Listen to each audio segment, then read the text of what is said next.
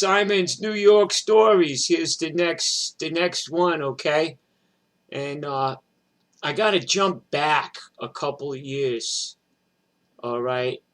To I gotta jump back a couple of years so that I can really show you what an asshole I was back then. All right, so I had a friend in Philadelphia, and I went to school with him through sixth grade. I got left back 3 times in the sixth grade because I was such a rotten little kid. In sixth grade, so half of sixth grade, I got into that school upstate in the farm, and I had a good friend of mine up there, and we were both like into playing guitar, and we were both into trying to learn how to play like Chuck Berry, and everything, and my roommate had Chuck Berry records, so it was like so much different from like the heavy, like it was like this big jump from like listening to like Grand Funk Railroad or something, and then listening to Chuck Berry, that it swung. It had that beat that jumped out of the record grooves at you, and everything was like fucking tight and snappy, and it was like I was like, this is the shit. I was kind of tired of all these caterwauling hippie records. I was like, Chuck Berry's the shit. That's what I want to sound like. And so we were good friends. We over guitar, and he was the first guy I know that had a really, really good guitar. And we had a little kid band up there. We made drums out of the garbage cans, right? So we called ourselves the International Garbage Can Band. But I stayed in touch with him after, and the first thing I did, my parents shipped me off to boarding school for ninth grade. And I was still coming back to New York on the weekends and playing with the Children's Workshop, but I got a hold of these explosives, and I flushed them down the toilet in the main boys' bathroom in the school and blew up the toilet.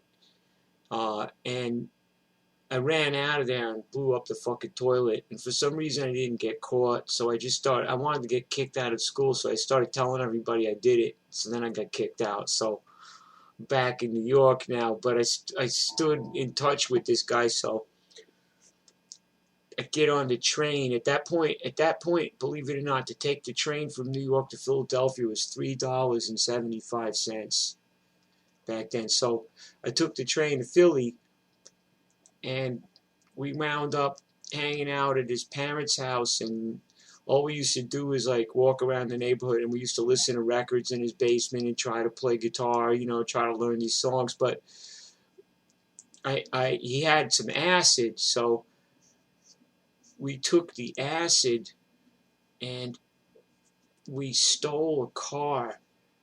It was a Jaguar XKE. And we took acid, and then we were drinking. It's all hazy because we got this big bottle of, he had this shit, Southern Comfort.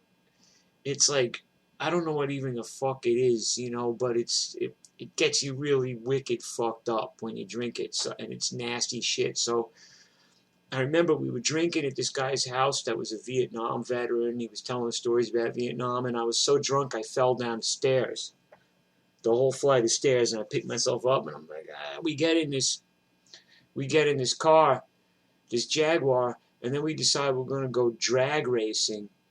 But I kind of went into a blackout, and I came out of the blackout, and we were in this place in Philly, Lancaster Avenue, which kind of goes all the way out, Lancaster Pike. It goes all the way out to like the west from Philadelphia, through the suburbs and everything.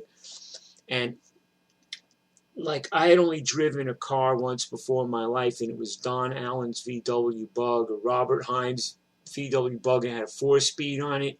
So I'm trying to shift the 4-speed and floor the car, and I went into another alcoholic blackout, and I came out of the blackout. I'm in this police station in handcuffs in this cell, and it's still daytime, and I'm looking around like, where the fuck am I?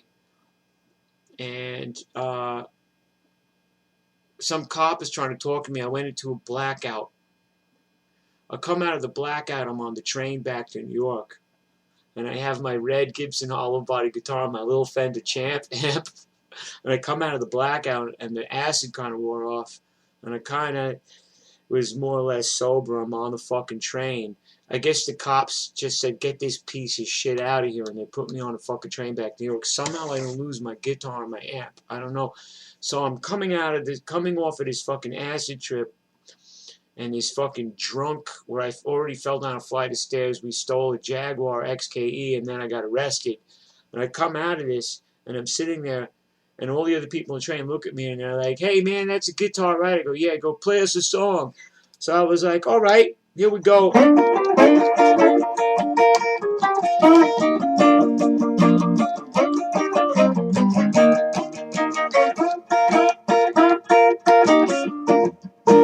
So I got home. I talked to my father about it, and he just laughed about the whole thing. He didn't even give a fuck. He was like, ha ha ha ha. All right, that's my story for tonight.